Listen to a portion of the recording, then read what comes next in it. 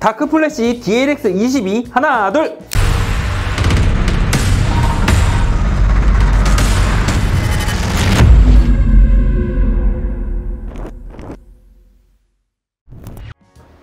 DLX가 새로 나왔지요.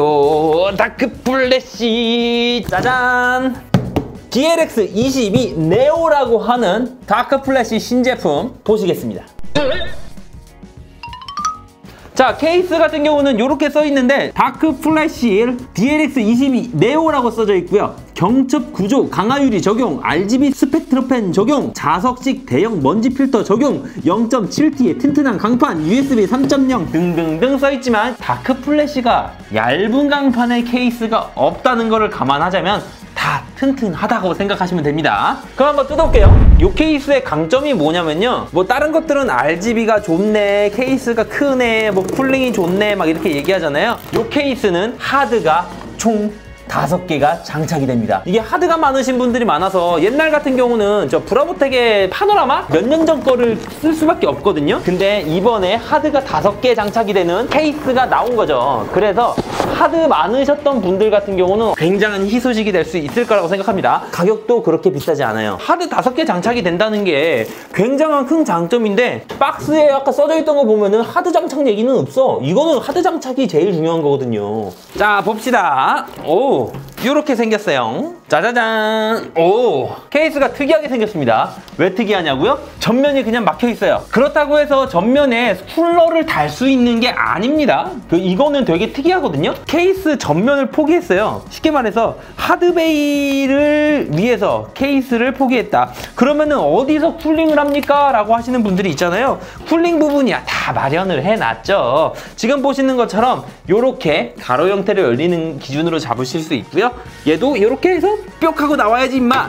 뿅 하고 나왔습니다. 케이스 옆면은 이렇게 기준이 되어 있고요. 먼지 필터도 마찬가지로 이렇게 구성이 잘 되어 있습니다. 지금 얘가 끈적끈적한 걸 보아하니까 아예 위쪽에 붙이는 것 같은데, 혹시라도 여러분들도 이렇게 띄어져 있으면은 이거 불량품 왔다가 아니고 여기 타공이 꽁똥꽁똥 뚫려 있잖아요. 요거는 위쪽에 나사 홀 기준이니까 그냥 여기 위쪽으로 구멍 잘 맞춰서 끼시면 됩니다. 그리고 지금 보시는 것처럼 케이스 자체는 요렇게 생겼습니다. 내부는 짠!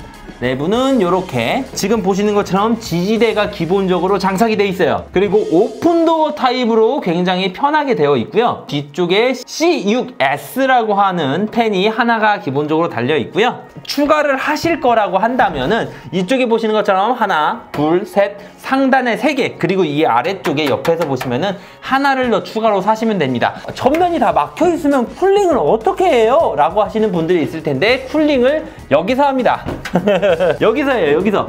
지금 타공이 뚫려 있는 걸 보실 수 있으시죠?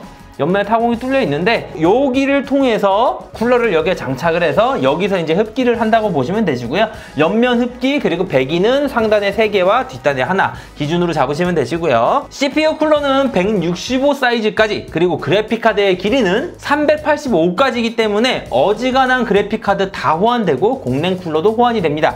쉽게 말씀드려가지고 요거 같은 경우는 공랭 쿨러보다는 수냉 쿨러를 쓰는 게 조금 더 효율적으로 보여요. 전면이 막혀 있다 보니까 공기를 흡입할 수 있는 부분이 이 옆면밖에 없다라는 거죠. 그래서 공냉 쿨러보다는 수냉 쿨러를 좀 더 추천을 드리고요. 수냉 쿨러 쓰시게 되시면은 여기 보이는 요 하드베이 3개 같은 경우는 아무래도 하드가 들어가는 부분이라서 하드가 필요 없으시다고 하시는 분은 요 부분을 띄시면 됩니다.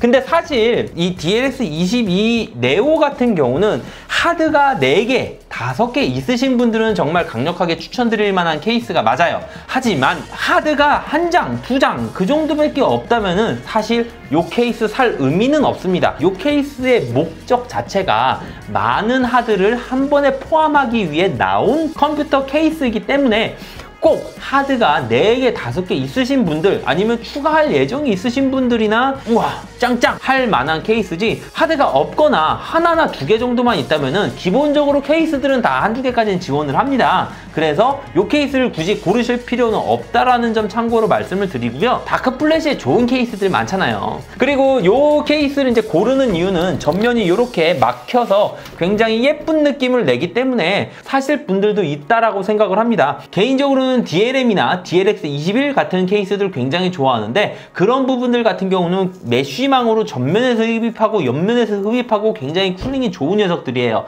단 얘처럼 하드를 5개를 넣을 수가 없기 때문에 하드 부분만 생각을 하자면은 이 케이스는 정말로 강력 추천할 만한 케이스인 거죠. 왜 그러냐면 파노라마가 나온 지 진짜 오래된 케이스임에도 불구하고 하드가 많다는 이유 하나만으로 그 케이스가 아직까지도 판매가 잘 됩니다. 실제로 저희 쪽에서 나간 것도 있어요. 얼마 전에. 그런 소비자층을 위해서 다크 플래시에서 이런 케이스를 가져왔다라는 게 박수 칠만한 일인 거죠. 어찌됐든 간에 하드 부분 관련으로 고민하시는 분들은 이 케이스 가시면은 고민 싹 한번 해결되니까 그 부분 참고하시면 될 것 같고요. 이 옆면에 이제 쿨러 다는 것 같은 경우는 하드 베이 3개를 떼시면은 하나를 더 달 수 있습니다. 그래서 옆면에서 쿨링으로 2개 가능하니까 그 부분은 꼭 참고해서 메모해 주시면 될 것 같고, 수냉 쿨러 같은 경우는 아무래도 선 자체가 좀 길게 나오기 때문에 요쪽에서 빼게 되면은 이 하드 베이에 걸립니다. 그래서 요쪽에서 빼는 것보다는 이쪽에서 빼는 거를 추천드릴 수 있을 것 같아요. 그리고 특이한 점이라면은 아까 보여드렸던 그 먼지 필터가 밖에 있는 게 아니고 안에 장착이 되어 있기 때문에 위에 쪽인 부분은 진짜 그냥 타공 느낌으로 이렇게 잘 구성이 되어 있는 거 보실 수 있으시고, 앞면도 마찬가지로 그냥 깔끔하게, 그리고 옆면도 먼지 필터가 있는 타공망에 여기 구멍 뽕뽕 뚫린 거,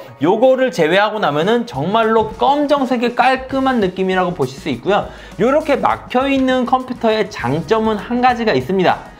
막혀있기 때문에 조용해집니다. 조용해질 수밖에 없어요. 왜냐면 쿨러가 그만큼 안 달리니까. 그런 부분들 참고하셔가지고 이 케이스를 구매하실 때 생각을 하시면 될 것 같고요. 이 케이스가 가격이 그렇게 세지 않아요. 가격은 블랙이 57,000원, 화이트가 59,000원이라서 안쪽의 구성품에 따라서 색상을 골라서 진행하시면 되실 것 같고요. 다시 한번 말씀드리지만 이 DLX22 네오라는 케이스는 하드가 많은 경우에 굉장히 좋은 케이스이기 때문에, 하드가 많으면은 진짜로 한정적으로 케이스를 고를 수밖에 없어요. 디자인도 이상하고요. 하지만 다크 플래시의 이 제품이 그 고민을 한 방에 날려보내줄 수 있는 케이스이기 때문에 그 부분 참고하시면은 아주 좋은 구매 포인트가 될 것 같습니다. 하드가 한두 장밖에 없다면은 굳이 이해할 필요 없어요. 다크 플래시의 이쁜 케이스들 엄청 많아요.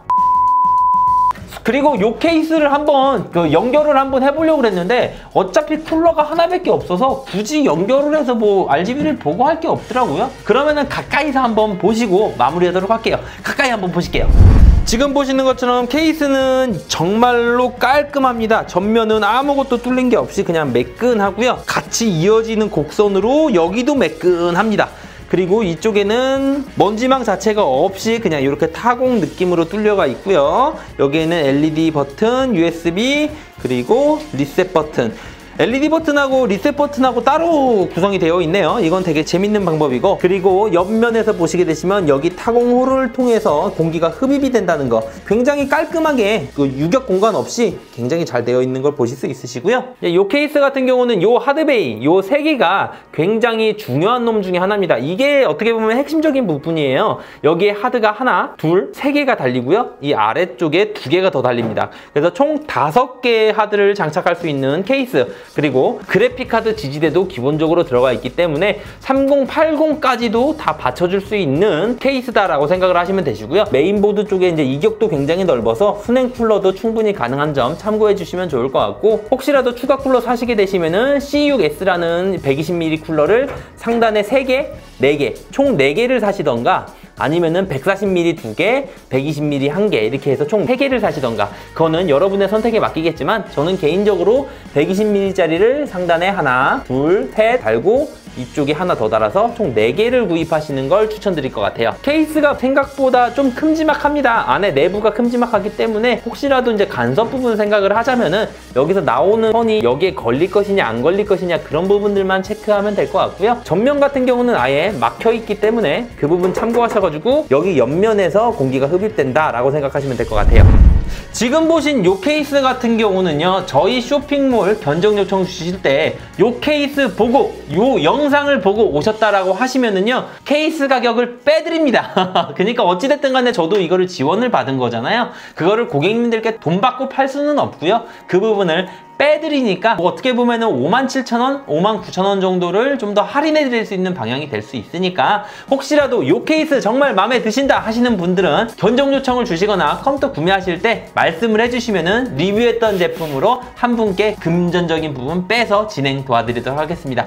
이상 조군이었고요. 혹시라도 조립 컴퓨터 관련 견적 문의나 구매 문의는요, www.조군컴.com 또는 아래쪽에 보이는 전화번호나 카톡으로 문의 주시고요. 말씀드렸던 것처럼 요 케이스 원하시면은 금액 빼드릴 테니까 연락 주시면 좋을 것 같습니다. 이상 조군이었습니다. 뿅! 아우, 나도 하드가 좀 많은데 요 케이스로 갈아탈까? 진짜 하드 들어간 케이스가 많이 없거든요. 괜찮아, 깔끔해요.